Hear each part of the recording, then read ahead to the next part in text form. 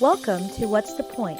A weekly discussion of truth, realities, challenges, theological and philosophical views, national policies, and international concerns.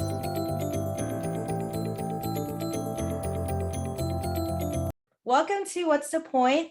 Today we're going to be starting a new series called Uprooting Covert Sins, and our first topic is greed. So what does greed really mean?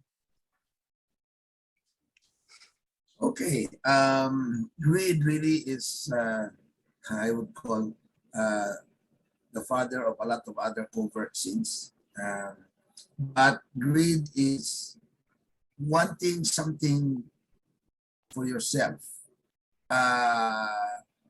like wanting something for yourself first or all the time.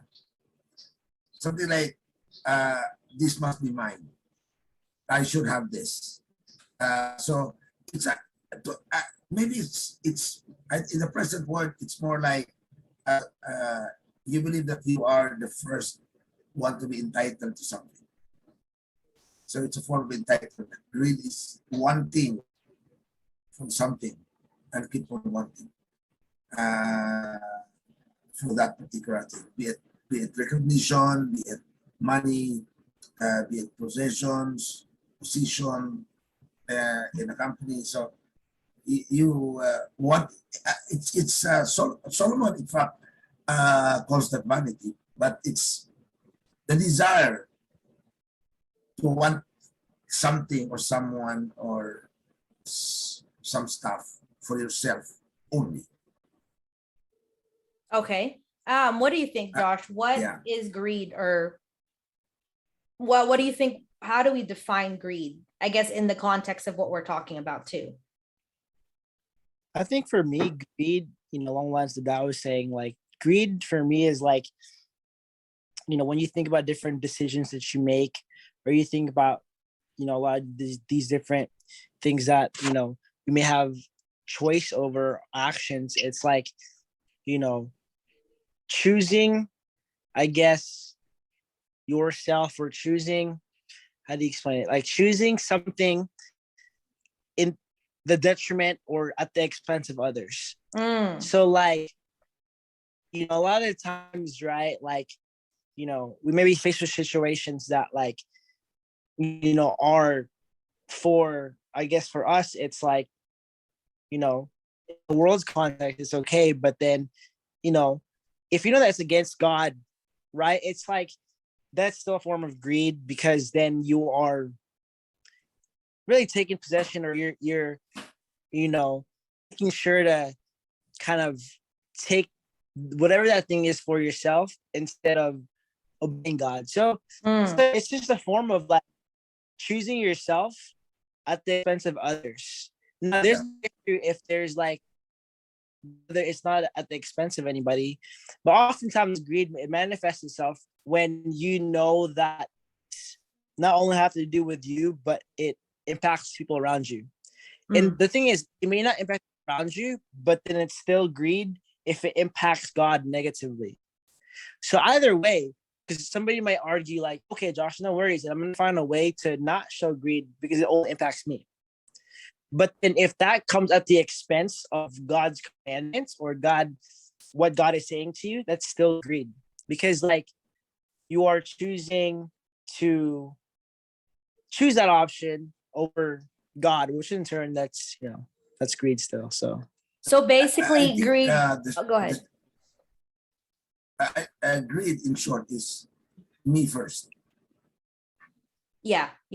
So do you think that greed is greed something that might be it? Is it always like a conscious thought? Like, do we think like, oh, I'm gonna do this and I'm gonna purposely be greedy? Or is that more like, well, I want to say this, like I think we first must admit that in some cases all of us are greedy, and I'm gonna make like a social experiment, like I'll kind of show an example of how this is the case. Okay. But this is unfortunate because we can't help it. It's just the way we are born. So if you're looking at a kid that's born and haven't had the chance to learn habits yet from parents, no matter what, that kid is already gonna, or that baby is already gonna show greed. Because what happens when you try to take things away from the baby won't give it away, or the baby will try to, if the baby sees a toy, will try to get the toy and just hold on to it, and nobody's taught the baby that. Yeah, yeah. But even in that manner, it's already kind of that sinful nature, I guess, that self-preservation nature is already there, which that means that all of us in some sense are born greedy, unfortunately. Even like, because nobody taught the baby how to be greedy, but that's just the nature that we live in. Unfortunately, most So of the do time, you think is it considered greed, or I guess some people might argue it's like a fight or flight ambition. response, where not fight or flight, but you know what I'm saying? Like innately, like if you think about animals, not humans, because humans have but like animals, they purposely would want to, it's not like, oh, I'm going to think of others first. I know humans are a little bit different, but would someone maybe argue that babies are that way? Self-preservation, or me first. Actually, in most cases, greed, the greedy person is not aware he is greedy. He thought that he was just doing it to protect himself in the future, or at present and the future. So some people think that they were doing right by trying to protect themselves against others. So no, I'm storing riches because I don't know, it will be tough times. So I need to protect myself for the present and the future period. And I am good, so I deserve this. This is mine. So a lot of times a greedy person do not know that he is already greedy. I think another, just was saying of a baby, but another classic response there is that when you put like 10 people in a meal together, and there is limited food on the table and everyone is hungry, notice the reaction. You go to the food, get it all for you because you're hungry, forgetting the rest, whether they have enough for them.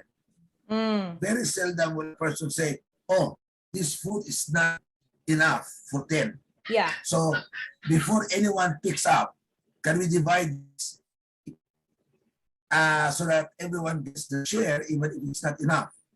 The initial instinct of man, get what satisfies him out of that. And if you're last, good for you.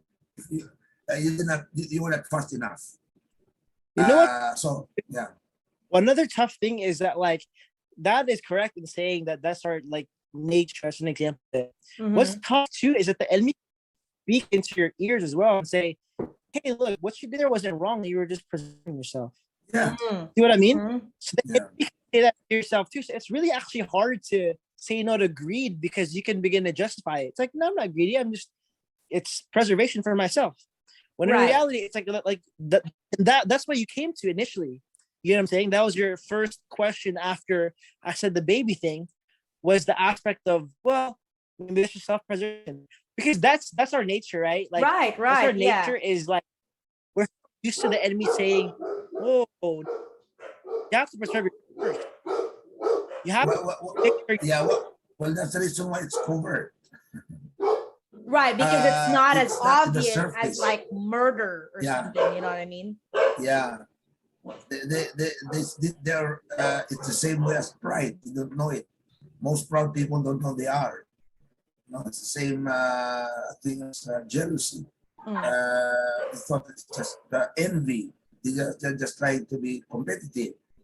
So covert in the Christian walk, in fact, the overt sins, the more obvious, are the ones that are being targeted first by pastors and disciples in trying to mold someone a better Christian. Right.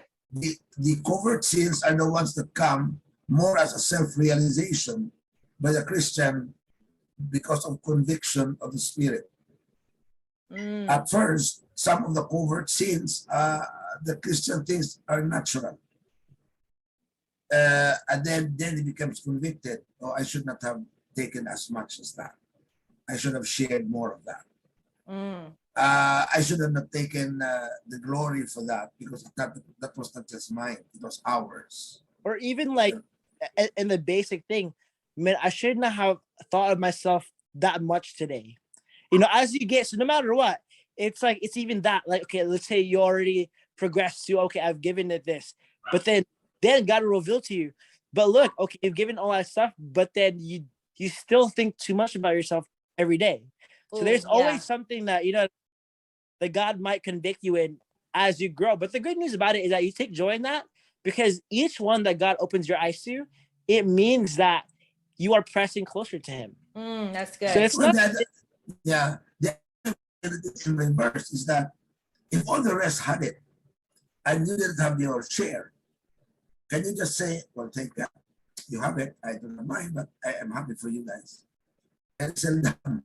That's especially if you're hungry, like what you just said. Yeah, or maybe in the office, everyone got their bonuses and you did not have yours. How would you feel? Say, okay, happy for you guys. Congratulations. I'm really happy for you. And you don't feel anything. You would know, why is that? I mean, I deserve that. I mean, I work hard. I mean, I should have my share. So this all manifests so that's the reason why it's covert, because I would say that you cannot, how do I say that? You cannot, you cannot be dogmatic about it. You have to, the Spirit has to convict you where you have crossed the line. Okay. Because some actions are not really greedy. You cannot keep on giving everything. Sometimes that will remind you have to keep something for yourself. Right. So there's an important line that really the Spirit will convict you on. It's not black and white. Like you can't say, okay, you have to, in this situation, you have, in all situations, you have to give all your 90%. Yeah. Example, there is 100 million pesos to share. You can, in a business deal, and there are three of you, you cannot say all of a sudden that I just want 1 million, that's all I need. All the 99 is yours. I don't think that's fair. Because the fair thing to do is to divide that among the three of you equally, and so say 33 million each. But if all of a sudden one says, but you know, I really need more, I'm really in a harder, I think, can you each give 5 million? So instead of us 33 each, can you give 5 each? So mine becomes 43 because I really have a need. Now that's when the test of your greed comes in. So no way, this is mine. No way. So you are not willing to part with yours to benefit others. Also, too, that reminds me of something, and this is gonna be like super covert, but this might speak to some hearts today. Like one could also be greedy in the amount of forgiveness one gives to somebody. Yeah, that's true. That'll take a lot of levels. The amount of appreciation you give others. That's fair too. So like because what I think about that, there's a parable in the Bible that talks about like that aspect of like, you know, when we really understand how much God has forgiven us, like it's a lifelong thing to grasp that. But when we get a good grasp of it, then it becomes actually sometimes it becomes hard now to not forgive everybody. But then, so a sign of a Christian that understands God's forgiveness is when we understand when we don't hold back the forgiveness that we give others. Because like, it's like that story in the parable. It's like, okay, there's this master, and then the master saw that this servant owed and this is a parable of our lives. Oh, the yeah, master yeah, saw yeah. the servant Mhm. owe a debt that is worth a lifetime, something that he can never pay off. Mhm. And then, jail time for that is the way debt works back in the day is that you have to go to jail. Like there's a certain amount of jail time for the figure that you owe. Mm. But then he had so much debt that the figure that he owed is a lifetime worth of jail. Right. But then the master gave, and then he sees a friend come, and then he remembers, oh, my friend, look, this guy owes me like 3 years worth of debt. Mm. So like, and this is just fresh off of the forgiveness that he got. Right. But then, right. It's greedy nature really, because he asked his friend, he said, look, I want all the 3 years worth of wages. Mm. Otherwise, you're going to go to jail. Wow. And then, so this person that just got pardoned, like tells the officials to take this person to jail. Yep. And then after finds out, and the master then is thinking to himself, look, I forgave this guy who's supposed to go to jail for a lifetime, yet he cannot forgive somebody, his peer, that only owed him a little bit. Mm-hmm. So what the master did, a stern lesson for us of really forgiveness and making sure to forgive others as well as yourself, is the master said, look, you know what? I saw what you did. You were greedy. So because you did that, I am going to remember your debt again. And then I will lock you up for the rest of your life. Mm.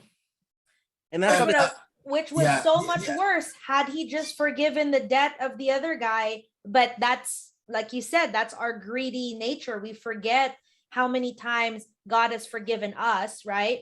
And then when our friends, family ask for forgiveness, or not ask, but just like that they need to be forgiven because they did something, we don't want to give it up, even though God has forgiven us so many times. I'll say that there's another parable. Remember that? Yeah. Okay, Jesus, the one with the wages.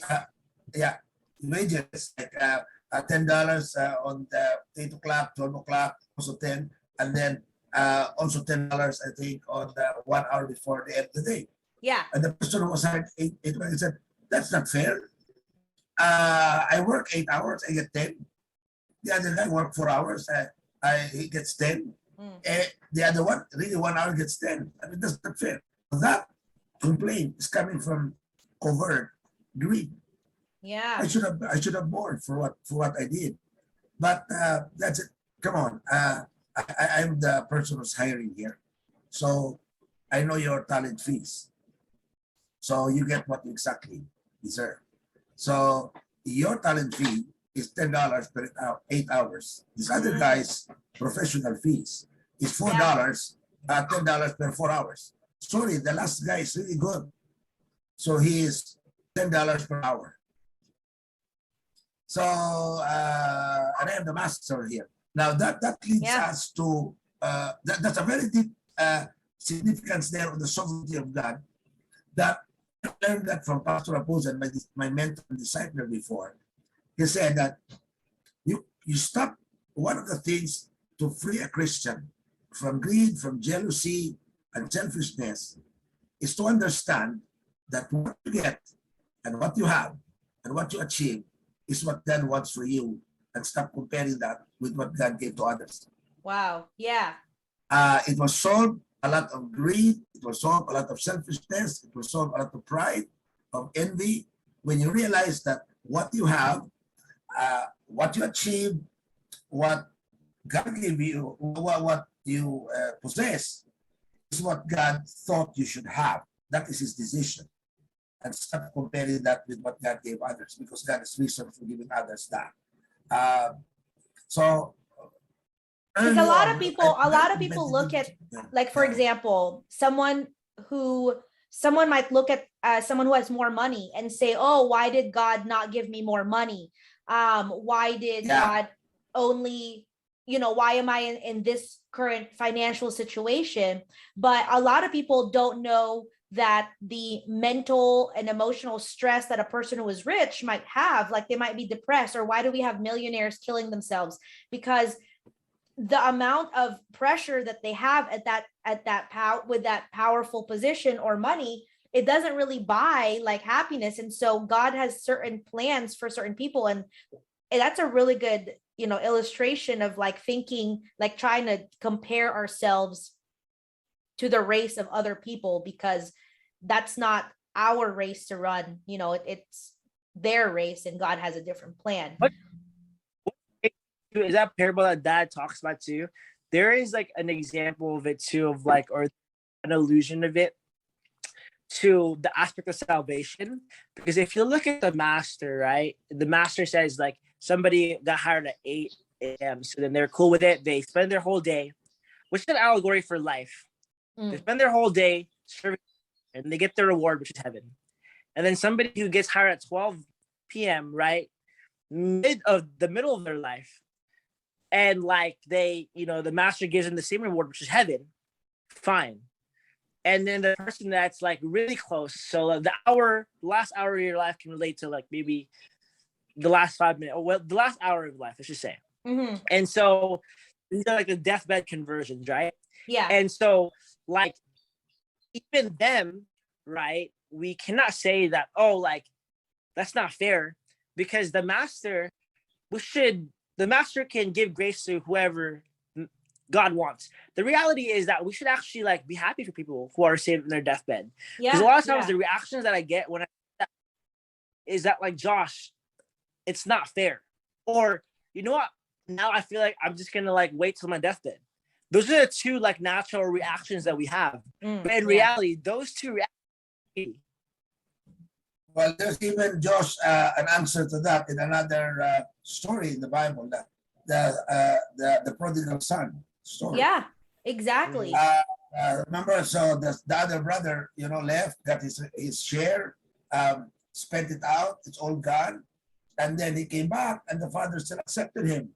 And the brother was left. Actually, that shouldn't be the story of the prodigal son. It should be called the story of the prodigal sons.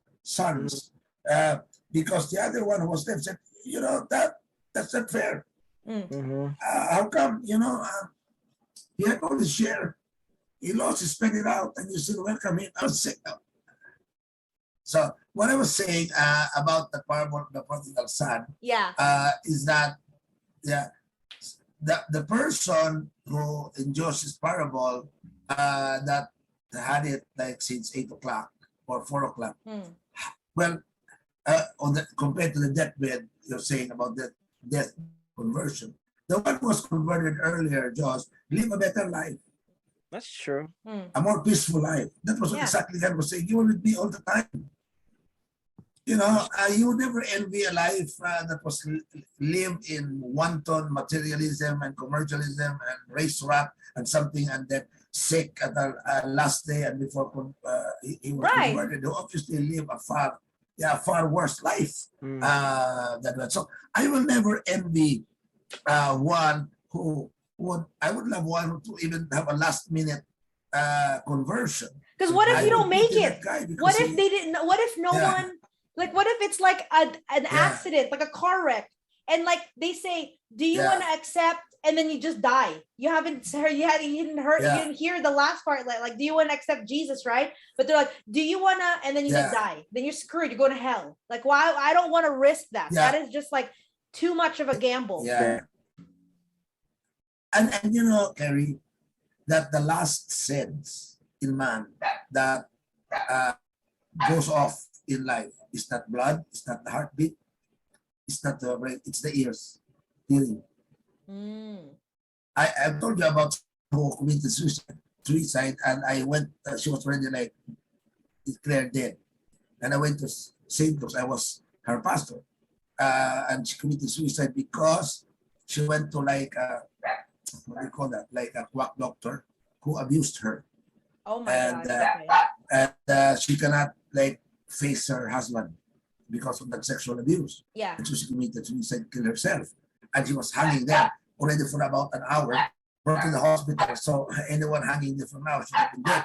Yeah. So I was called, and I went there, and she was already like brain dead. And I spoke to her and sort of counseled her to ask for forgiveness. And she obviously hurt me because she shed tears. Oh my, that's crazy. Yeah, and then hours after she died. Oh wow. Holy crap, that's crazy. At St. Luke's. Yeah, at St. Luke's. Because so they revived her because she was like Uh, hooked up, right? You said she was brain dead. Yeah, she was already dead, so they tried to revive her. So she was still on the machines, but I said she's brain dead. So and dead. She's just on ventilator. She's just on life support. Yeah. But remember, they are still hearing. So I asked her, sort of asked her to Oh ask God for my. forgiveness, and that she was not, but then she shed tears.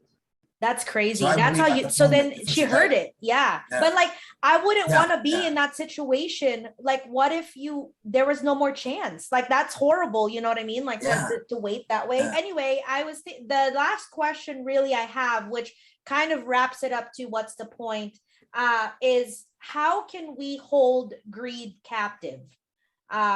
We talked about what it is, we talked about how it shows up in our lives. How do we hold it captive? Because that's really the point of why we're talking about these covert sins. We talk about them so people know about it and they can be convicted by it. But then how do we hold that particular sin, greed, captive? Okay. My point is this. Remember that because it is a sin, you are not aware that the more greedy you are, the more unhappy you are. The more unhappy you are, the more unsettled you are, and the more miserable your life is. So a greedy person wants more and more and more, and so is never contented. And he is miserable. So how do you contain that? You have to admit that you're struggling with some form of greed, and ask the Lord. And the New Testament says about you cannot do it by yourself. It has to be the work of the Spirit. Yeah. You have to ask the Holy Spirit to contain that. You have to admit. And the Spirit, in my view, can only act on something because the Lord will not interfere with our will. He will only act on our will when we surrender that will to Him. You say, Lord, this, can you please be involved? And I'm struck with greed. I'm always greedy. I realize now I am asking you to take over this. Then God take over because God will not violate His free will given to us. But when we consign that and say, I need this change, God will take over and teach us to overcome greed. What about you, Josh? What do you think? I think the same thing along the lines of that is how to practically hold greed captive. I think the way to do it is really be introspective with our lives, because a lot of times, like, we spend a lot of time, I guess, looking at Instagram or TikTok. But the reality is that, like, sometimes you can use that time and then just spend quiet time with God or spend quiet time with yourself, just to ask yourself motivations behind why you're doing things. Because many times maybe we don't know that we're being greedy because we don't take the time to reflect anymore. But the enemy will use that too. The enemy will use that and, like, will say, hey, like, you're too busy, this and that. And a lot of times being bored these days is like such a negative connotation that, like, when we have anything to do, we automatically fill our time with something to do. When in reality, being bored like that is actually a luxury. So instead of filling it up really quickly, my advice to people is that before you fill it up, like, maybe take that time and invest it in yourself, really talking to yourself and being real of what your are in this. Yeah. You know what I mean? I think that's the main thing to really get from that, is to understand, hey, I need to be introspective, even though a lot of times being introspective is really difficult, but, like, it'll help out later on, because then when you're able to see your sin, or when you're able to see your weaknesses and then give it up to God, He can turn those into strengths. And not only that, He can, like, use those things that you're struggling with right now, even though it's so hard, to help other people out. And I think that there's no better or greater joy than that. Yeah. That's why a lot of people, God, that can attest this aspect of, like, it's such a privilege now being able to share the gospel, or being able to share our weaknesses, because then, like, we see God's strength in that. And so, like, the more we actually are introspective, the more chances we are gonna give ourselves to give it up to God. Yeah. So No, that's Yeah. really good, because I think I think the fact that you guys said we need to be introspective and we need to understand and give it up to God, because God won't violate our free will, and we won't know we have a problem until we really like talk to ourselves. And usually it doesn't even mean you just sit there and think, what is my problem? If you just take time, like you said, Josh, that's really practical. Like, I know I'm guilty of that, of scrolling through social media or feeling like I need to be watching something or listening to something. I personally try to, when I drive, I try to turn off the radio, like, and just like pray or like think or like not even do anything. Maybe I could hear God during, there's no music, stuff like that. So I think that that's a really practical way of holding greed captive, because we can't do it by ourselves. But I think if you guys have and that's really why it is important to really do your like quiet time every day, because that really forces you to introspect. And this is the part where the Roman Catholic faith, the priests are very strong at. They call it reflection. They even have reflection sessions, like you go for a 3-day reflection. So 3-day introspection in a retreat house. all you do is just like pray really, and like think about and meditate. Yeah, and that might be overdoing it, but I think the better way to do it is to reflect every day. Try to listen. Quiet time is, by its word, is not just reading the Bible and pray. It's really talking to God, and more importantly, listening to God during those times. Yeah. And like in my case, I can do that well when I'm jogging, because I like you're only doing that and God, and because sometimes when you're like I suppose as you grow older, you will have more problems concentrating. Yeah. You need some form of activity to keep you focused, so you can reflect, you pray. I learned that Billy Graham, until he was 100 years old, before he died, walks at the time when he has his quiet time. Yeah, see, for me, it's either when I'm driving or I'm in the gym, like on a treadmill, or there's nothing else that I'm supposed to be doing. I'm not going to fall off. You know what I mean? I just have to like keep walking. And that's the perfect time for me to pray, because it's such a, there's nothing else to do. So then I turn the music off and then I pray. So I think that's a really good. The encouragement is like to have that quiet time every day, because maybe at first it might be a little harder to do because you're not used to it, but then as you practice it becomes really fruitful, and you actually begin to love it and you look forward to it. Yeah. And we're just thinking like 30 minutes to start off, 15 minutes, and then eventually maybe you can do like an hour run, or like an hour. Even an hour is okay, to take time out of your day, which honestly you spend that hour somewhere anyway, like on social media or anything. But it really does help, because then it feels like you're on top of your personal self every day. Because a lot of times we are on top of our list, but we neglect being on top of our inner self. And by having the quiet time every day, you're on top of your inner self, which is kind of more important, actually. Yeah, exactly. Than the list that we make for the day. So I think that this is a really, really good discussion on greed.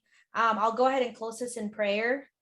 Dear Lord, thank you so much for this time that we can discuss greed, that we can go deep in it and understand what it looks like in our daily lives, what causes it, and even how to overcome it. Help us really just give you our greed, give you our problems, and accept that we are greedy, and that we will continue to keep falling in sins that we don't even think are sins. But thank you for your grace, and thank you for your forgiveness, for always forgiving us when we stumble, and for always being there to pick us back up.